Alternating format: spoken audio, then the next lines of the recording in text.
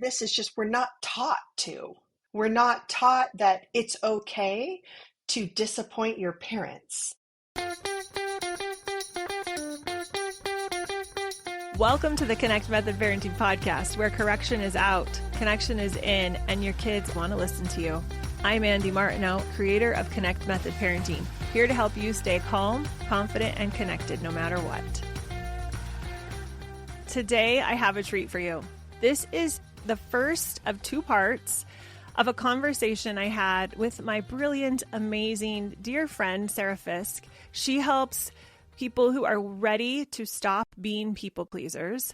And as I help parents who want to lean into a connective framework of parenting, and we had this idea to get on the phone together and talk about parenting in the context of people pleasing and how they relate and how we can train our kids to be people pleasers, the effect that it has on parents when they are people pleasers and how we get out of it.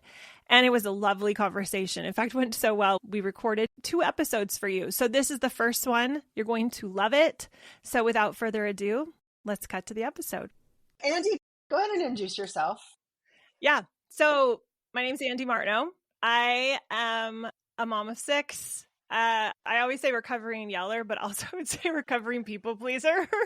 I mean, it's funny because yeller is like what I would say like authoritative parenting, if you're like classifying parenting wise, but people pleasing is the passive. And I vacillated between both extremes. So that's my background. I have my degree in nursing. I'm a lover of all things developmental psychology and attachment theory, lover of all of learning. I just like constantly learn. I'm so honored and privileged that I get to help parents that are ready to change up their lives by changing the way they parent. And such an honor. It's such a privilege to be able to be in this position now. I love what I do. So that's a little bit about me. Yeah. Oh, did I say 6 kids? 6 kids, 15 to 23. So we've gone through a lot of stages. Toddler, baby. Lots of stages. Now even adult. So, and I know you have too. So a lot of similarities between us. So Sara, tell us about you. Give us some background. Sara Bybee Fisk, mom of 5. Andy is actually the one who introduced me to coaching.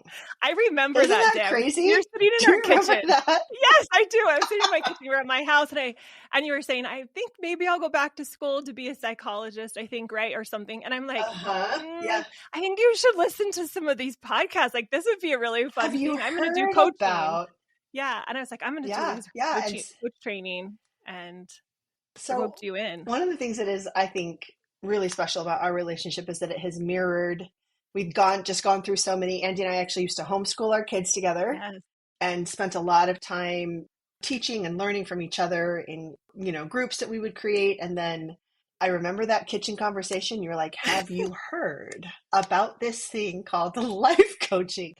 And she got certified. And then shortly thereafter, I got certified. And here we are.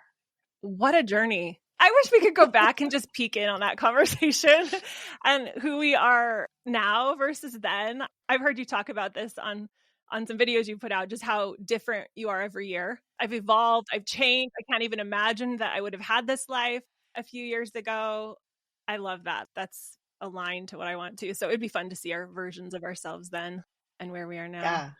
And one of the things that I appreciate most about our friendship is that through every iteration of me or like we have me or you, like we have a common religious background, and I am no longer practicing. That's never been an issue or problem for you. You've talked me through, lots of the painful parts about that. And so, I mean, we're going to talk about people pleasing and parenting.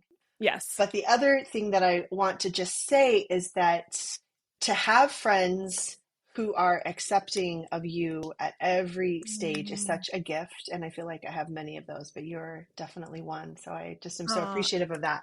I feel the same towards you. Yeah. Some people, it's hard for them to see you change. They want you to stay where you are. And so it is really beautiful. And that's okay. Like there's nothing wrong with that, but it is nice to have someone who's also just there along for the ride. Like whatever happens, I'm here. I'm coming with you. It doesn't matter. Yeah. A lot of the people who listen to my podcast are parents. Mm-hmm. And I'm sure they're just wondering, how did you land on parenting coaching? I would say, because I really had a hard time parenting. It was a challenge for me. And I think anytime we become aware of something that's challenging for us, we're not satisfied with where we're landing there, at least for me in my life, but I think most humans, right? It's really easy to go and say, okay, I got to figure this out. And so that is a lifelong journey. I will never say I figured parenting out. It was a priority for me.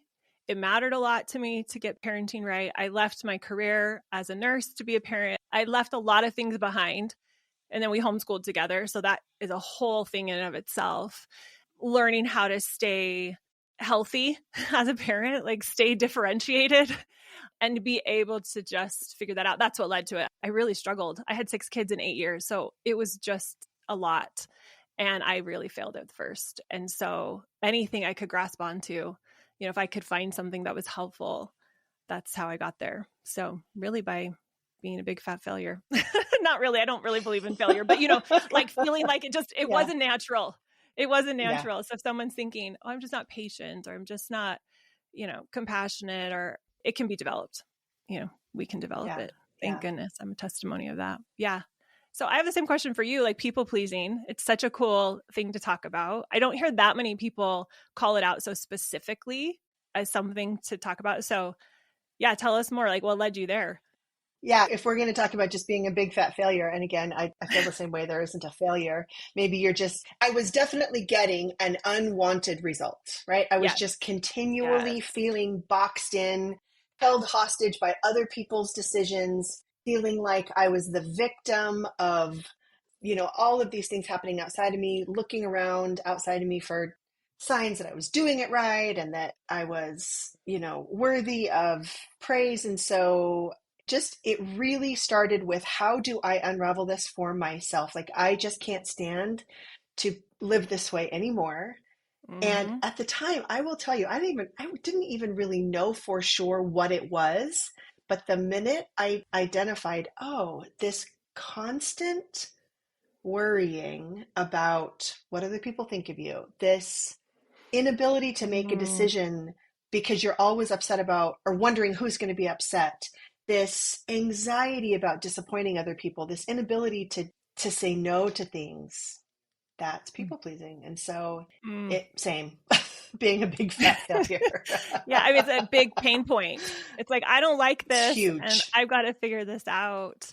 And I think we both took different journeys to figure that out, but understanding what was happening in our bodies, our nervous system, our emotions, so many levels, right, of that to just work through it. I have to tell you a story. There's this trail by my house. Yesterday, I'm walking. I walk it almost every day because I'm trying to get my steps in, 10,000 steps a day.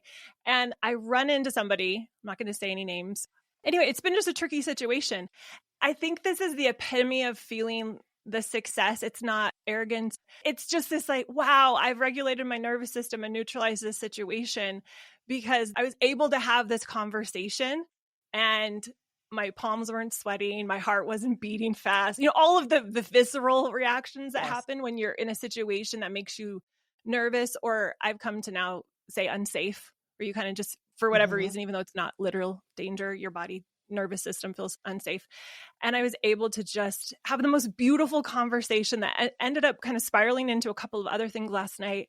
And I thought, this is perfect. It's on the cusp of us talking about people pleasing. And I feel like this individual was someone I was very people pleasing to. Like, I felt like I needed to please them a lot. And there was a lot of unhealthy things tied up in this. And to feel like, oh, I'm not feeling that way. And then, what actually was the best part is I came home and I was getting ready for bed. And I had this realization and it was so kind and compassionate, of how I had contributed to the situation by how I had viewed it. And if I could go back in the version I am now, then it wouldn't have even happened. It wouldn't have gone down that way. But I learned exactly what I needed. I'm so grateful for it. I have no angst about it at all. And I can see, oh, you totally contributed to this by how people pleasing you were and how dependent you were on their validation. And so I don't know if someone's listening to this and you're in the throes of feeling controlled by other people, or you want to please other people, you just stick with this work, and Sarah's the best guide to just help you get to the other side. of it. And when you reach that place, it's, you feel just like a new person. Like I'm not that person anymore. That's there. And that's so fun. I'm sure you get that with people all of the time where they're like, yes, like I confronted this thing that would have been so scary. Yes. It's so interesting because what I teach my clients is that people pleasing is baked into the experience. There's not a way to avoid being programmed to be a people pleaser. And I'd love to run this by you, and I'll just do a quick and dirty explanation, then you get your parenting take on it. So a baby comes into the world completely unable to take care of itself. It is dependent on the caregivers, what I call the big people. And so all it has is this primally programmed cry, right? And so it cries, baby cries, and then someone comes, changes the diaper, feeds it, hopefully, right? I think an interesting corollary to this is there are lots of stories of orphanages where there are not enough people taking care of babies, and the most common outcome is babies stop crying because they just know no one is coming.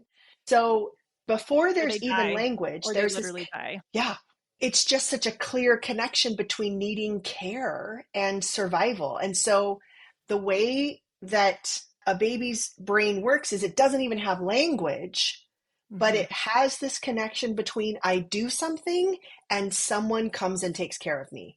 I cry and I get my needs met. I do, this thing, and then someone comes and I feel so much better.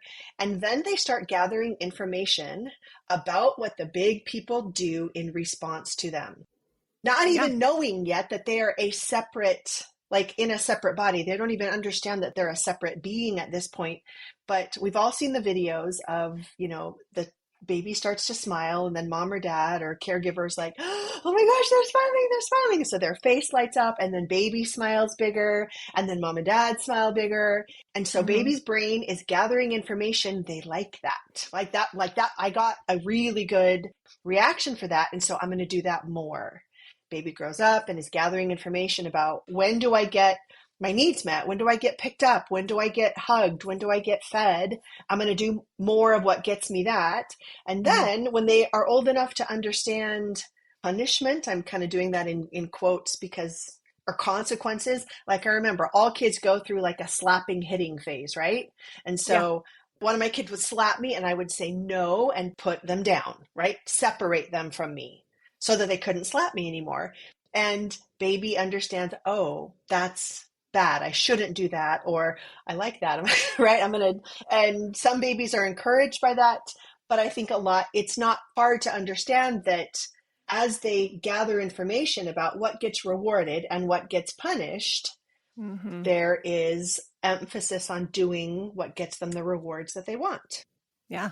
What do you think of all that? Yeah, I think it's survival at that point. I mean, we know we have this instinct, this unconscious instinct that we need an adult to take care of us or we're going to die. And a lot of unhealthy behaviors can be developed, especially if the parent is struggling or developmentally not as emotionally mature as they could be, that they play right into it. And there's like some massive not necessarily, could be capital T trauma, but just those little micro traumas of the child fearing separation, which is fearing safety and life. And so if the parent doesn't realize what's happening, which a lot of us don't realize what's happening, I did not realize the importance of that feeling of them feeling safe and attached to me and how to properly help them also not hit me. I would not respond in a way that would continue to have that attachment while they were needing to learn how to behave differently. But when we are even more clueless, which most of us just aren't grown up, we don't grow up with this rich understanding of the nervous system, and people pleasing is, it's a nervous system reaction. And so, we can learn something that's meant to be, could be ideally, I think, doesn't necessarily have to turn into people pleasing, but a lot of times does. Exactly what you're saying, because we use it in a way to feel safe. Yeah. And to get our needs met. And it comes with us through the rest of our life if we don't address it. And I think that's a really important topic to really discuss about people pleasing and parenting, and just as a parent being a people pleaser and how that affects your parenting, how that affects your child's developmental process. Because when you're not aware of it, you don't know what you don't know. But yeah, it makes Right. total sense that we would grow up trying to get the validation from other people because we do start out really actually needing it, but we should grow out of it. Yeah. That's the thing, is when the prefrontal cortex comes in and both hemispheres are integrated and used in the way that they should be as we become emotionally mature. We should be able to have the logic and reason to grow out of it. And a lot of us just don't. The way I tend to think about it, tell me what you think of this, is just we're not taught to. We're not taught that it's okay to disappoint your parents. In fact, you should and you will disappoint them as you differentiate as a human. You become a separate person with different wants and needs. And so this dependence on them and the way that they meet our needs for us and the way that we rely on them sets up the whole people-pleasing relationship and component. And then I think it's as simple as we're just never taught to not please and what that process feels like. What do you think? Thinking about this conversation we're going to have, I made a list of some of the things that increase people pleasing in children. And one of them on my list is making them feel bad for disagreeing or not leaving any space for them to disagree. I think the reason most parents have a hard time with this is because it's threatening. We really are not comfortable with our kids disagreeing. We feel so little, we want to feel in control of our parenting. We feel so little control of it, especially as they become older and they become more capable of doing whatever they want, regardless of our preferences, that them disagreeing feels scary. But I talk about with the parents I work with, the importance of learning how to leave space for them to disagree. You can even set parameters with your kids to say, here's proper ways to disagree. Even having that conversation, even if that might feel a little stringent at first, at least they're getting the message that, oh, there is a way for me to not just be a yes man for mom without getting a lot of repercussions that are unintended. So yeah, if you want your kid to be a people pleaser, don't let them disagree with you. That's a surefire way to help them just stay in that pattern. You're saying that, and I just wrote down, like when my kids were little, I loved them the best I could, but 100% I valued compliance and obedience. Yes. I would coach my kids to say, yes, mom. Yes, mom. Hey, will you do the dishes? Yes, mom. In a cheerful little repetitive voice, just like that. And disagreeing was, I actually thought if I let them disagree, then I'm a bad parent, right? What I should be training them for is to be compliant, to do what I ask them to do. And it's just so interesting because now what I say is, hey, what's your plan for the dishes? Right? And if you have a plan for the dishes, great. If you need my help coming up with a plan, great. It's not that you're not going to do the dishes, but I have a little bit more generosity for the fact that you might have your own plan and I'm just checking in. Right. I love that. Which is so different. Yeah. It's so interesting. So you have the, like, not allowing them to disagree with you and then rewarding them for being compliant. It's like, right. And what you're saying is, I'm not going to reward them for being compliant. We're not going to be heartless and not celebrate wins. I'm not saying that, but we're not going to give them rewards for being compliant or make them feel bad for disagreeing. Like, those are two sides of the same coin to me, because like rewarding for compliance and making them feel bad for disagreeing are the reward punishment cycle, right? And so they're only going to stick to whatever plan you want them to do, wash the dishes, if they're getting rewarded for being compliant instead of them. And what you do is you rob them of the ability for them to be compliant because they want to be compliant. And I use a phrase, because they want to listen to you. That's very different than I got them to listen to me. I got them to do the dishes. Do they want to do the dishes for you? If they don't, let's look there, because there's something there. There's some information there. I just wanted to recap because it was so good. So punishing if they disagree, rewarding for compliance. Yes. Getting angry with their behavior frequently, that's another form of people pleasing, right? I need you to behave a certain way. And if not, I'm going to be disappointed, or I'm going to be frustrated, or I'm going to be upset, or I'm going to be, fill in the blank. That's another way if you want to get your child, these are kind of like the anti things you want to do. But if you want your child to be a really good people pleaser, let them know how disappointed you are about their behavior. Another one that just came to mind that might already be on your list is blaming them for your behavior. Yes. You made me so mad. Yes. I mean, okay, I'm just going to tell on myself this entire podcast because I would tell my kids, like, you don't listen unless I'm angry mom. Like, I Mm-hmm. don't like this, but I have to do it because you don't listen. And so I would Mm-hmm. blame my anger Mm-hmm. and my yelling on them. Like, I tried my nice voice and nobody listened. So got to pull out the yeller to get anything done. I got to get you to be people pleasers. And it's your Are you fault. guys not Yes. following this agenda? You're going to start with me and then you're going to people please everyone in your life because I've showed you so well how to do this. Yeah, that So my crazy. emotions are your fault. And if they're your Yes. fault, you have to fix it. You have to Right. be the one to change. Uh, Side note on the yelling, I was a yeller and I had a lot of anger about my inability to control things and make them happen exactly the way I wanted them to. And when I finally started yelling, have I ever told you this? I think I have. I would pay my kids if I yelled at them. I told them, if I yell at you, I owe you, I think it was like $50, which is like a wow. lot of money.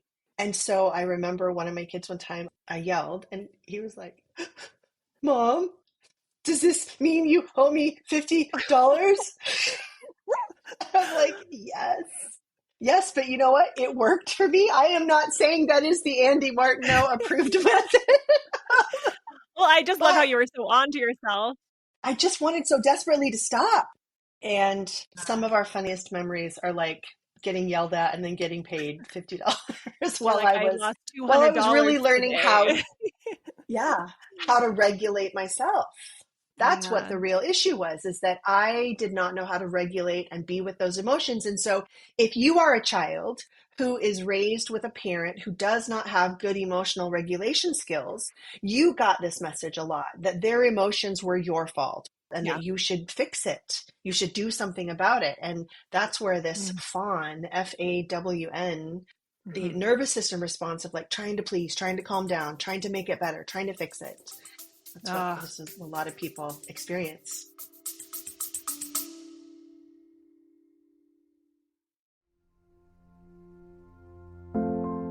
if you're new to Connect Method Parenting, I have a great way for you to get started. I created a free course that covers some of the biggest challenges parents are facing and how Connect Method Parenting solves them. In an hour, we're going to talk about why parenting is so hard, how to get your kids to want to listen to you, how to stop yelling and losing your cool, and become that calm, confident, connected parent for good. It's the fastest way to get started using connection as your go-to tool for influencing and impacting your kids. Go to cmp.works/course to get instant access today.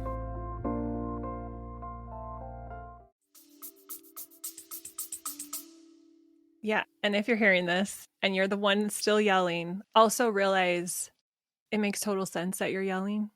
I'm not saying you want Oh, to stick with it forever, but be so kind to yourself because you're yelling because you feel unsafe, right? And so be really gentle with yourself, get help, like reach out to someone to help you learn how to start to navigate that and how to disentangle a lot of what society has told us to, because we get that reinforced a lot that, yeah, this person does this thing and I feel this way because of them. And it translates right yeah. into our kids. Only problem is our kids are so little and they're not our equal as far as like their ability to navigate the world. So it's really an unfair fight because they really can't Yeah. even fight back and they're dependent on us for stuff. So they're a lot of times will fawn right back at us and try to people please us. Yeah. But know that it's, I mean, we're both recovering yellers or recovered yellers, reformed yellers. That's what I like to say. It just tells you that that's where you're at and you Yeah. can move out of it and Yeah. yeah, feel those emotions. That's one of the things that was on my list too. It goes along with what you said is minimizing our children's emotions.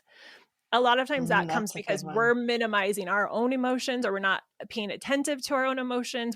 We get so uncomfortable with, let's say our kids are fighting and there's somewhere down the line, we got the message from someone or something. We interpreted something that fighting is bad. Maybe we got this idea that contention is of the devil or conflict is bad or whatever, right? Or maybe our parents had a really hard time with it. And so we hear our kids do it and we go into full fight or flight. We go into full nervous system activation. And now I can see it. What I like to help people see is that it's the level of discomfort you're feeling inside of your own body. Instead of just sitting with it and being okay with it, you're trying to get your kids to solve it. Like you're saying, I can't handle this discomfort. Can you guys stop fighting? Because if you'll stop fighting, I'll stop feeling so uncomfortable. Mm-hmm. Once you all of a sudden realize that, don't use it against yourself because it's just the truth. You can now say, oh, now I know what I need to do to solve this dynamic. I need to just learn how to be okay with this discomfort, or I need to realize, conflict is normal, but maybe contempt is where, I don't want to take it, or you start to unravel it so you can do something about it. But when we're minimizing our kids' emotions, like they're validly upset, perhaps because of something that went down with a sibling. And we're like, stop it. Stop being so upset. Why are you so upset? Minimizing their emotions instead of realizing to them, having their brother destroy their Lego tower that they've been building for an hour is life-altering devastation. It's just so terrible. Yes. And don't minimize their reality, their truth. Yeah. Don't minimize your kids' emotions, which, correlates. Don't minimize your own either. Just be aware of all of it. Yeah, that's so good. And I think another way that it happens, minimizing, is like denying. Like, you're not hurt. That was fine. You're Yeah. not sad. Wipe your face. I mean, I still remember I was full. My body was sending me full signals, and one of my parents would say, "Finish what's on your plate." And like Mm-hmm. having the reality of like my full tummy, like, nope, you don't know. I know. And Mm-hmm. that's another way that Mm-hmm. we teach young kids that they're not the authority on their experience. Someone outside of them is the authority. And that they have to listen to that outside person. Like, I don't care if you don't like him. He's your uncle. You go over there and you give him a hug and a kiss, right? Mm-hmm. Or, you're not sad. You're fine. Nothing is happening. There's not a problem right now. Pick Mm-hmm. yourself up, dust yourself off, get back to whatever it is that I want you to be doing. And so Mm-hmm. that's a really subtle, but I think huge way that we minimize and then disconnect them from their own experience of understanding and being connected to their bodies. Mm-hmm. Which has big repercussions. Huge. There's a lot of Yeah, fallout. because if you're taught that someone outside of you knows better than you, then you always better be finding somebody who knows better than you. And they tell you what's right. They tell you if you're doing it correctly. And that's a hard way Mm-hmm. to do it. Yeah. Oh, we could probably speak the whole time just about that. Yeah. There's another one, though. I think this is really interesting because I can see the correlation. So one of them I wrote down was saying no automatically without considering their requests. And Okay. and I think as an adult, sometimes we'll say no automatically to our own requests because we're deferring to someone else. We're like, it's Yeah. fine. It doesn't matter. It doesn't matter where I want to go to eat dinner. It doesn't matter, whatever the case may be. Right. So maybe that can translate into like, then I also do that to my children. Or you can go to we could go to the place where you learned that because as a child, your requests were never heard or seen as of anything of worth or important. Like they're always trumped by somebody else's. So, take a back seat. So it's not that we need to always say yes to our kids because sometimes their ideas are not great because they're immature. But that's not the point. It's when we just automatically are like, no, I know better than you. I know better than you. Instead of Yes. letting them speak. They say they want to go to bed later and like hearing it out and then helping them feel that you really are on their side and you really are taking into consideration what they're saying instead of just, no, I've said this 10 times. We don't do this. Yeah. I just want to point out a lot of these things happen between people that you love in loving, connected relationships. And so you're learning what love feels like, right? You're learning what connection feels like. You're learning what to expect when you share parts of yourself. Or obviously, it goes without saying that my parents did the best job they could.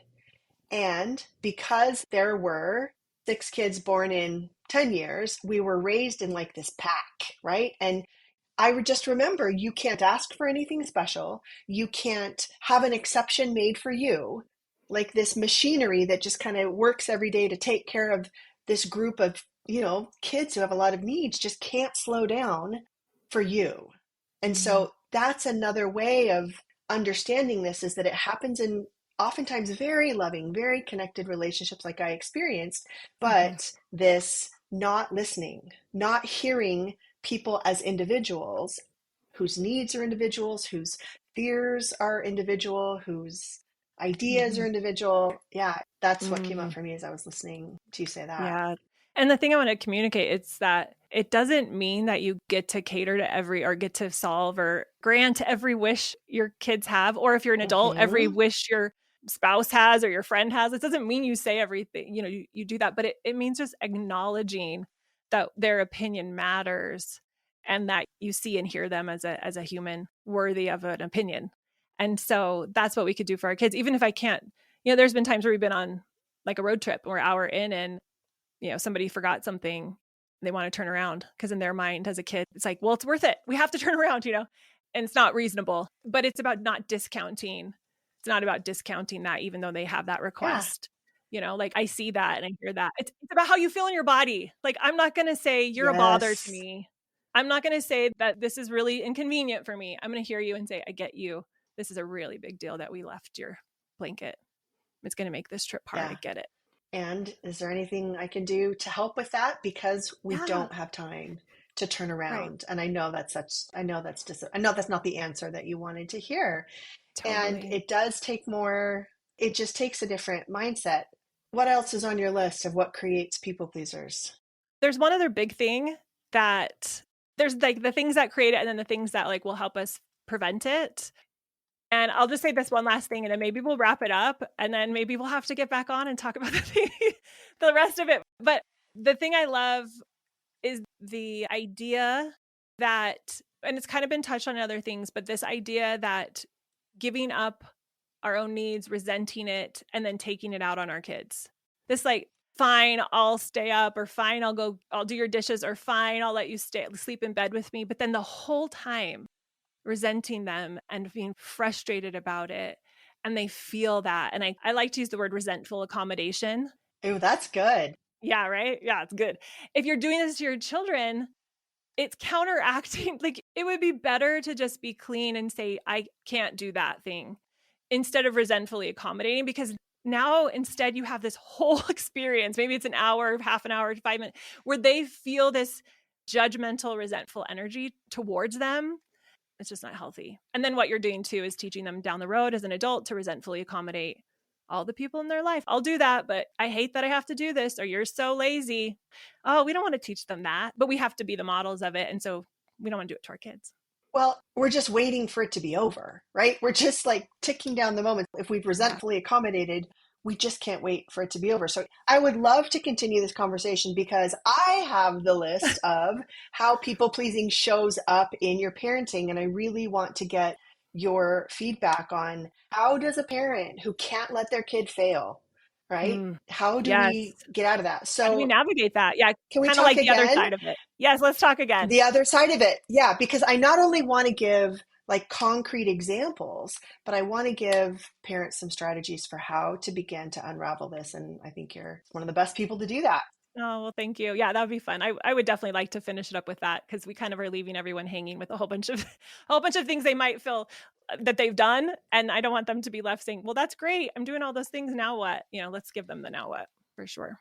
And then what I would ask, which I think you've done so beautifully, is if you have minimized your kids' feelings, if you have, you know, participated in the disconnection, that's because it was done to you. Yeah. And so to have some compassion for how we got where we are and to identify from your own childhood experiences the way that this happened, because most often what we do is we pass along and we do to others what was done to us. And the good news is we can change at any time and we can repair relationships even with adult children and Yeah. we can get something different. We totally can. Yeah, I just ditto, ditto, ditto. I mean, there's always a reason our nervous system has put one of these stories into place. It's to protect us. So be so kind to yourself. And I really struggled with this. I don't know how this was for you at the beginning. I beat the crap out of myself. And all that did was keep me stuck longer. So if you're Mhm. afraid to be kind to yourself, just realize it actually gets you out quicker.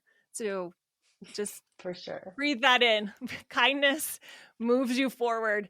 Beating yourself up is going to keep you in your old patterns. So, yes, Yeah. please be kind. All right. Your body was trying to protect you. That's all that happened. Nothing more. Yeah, be kind and then come back and listen for part 2 next week.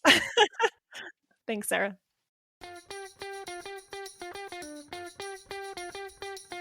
If you enjoyed listening to this podcast, come check out League, my Connect Method parenting coaching program, where we take this material and we apply it using my proven formula. Head over to cmp.works/join.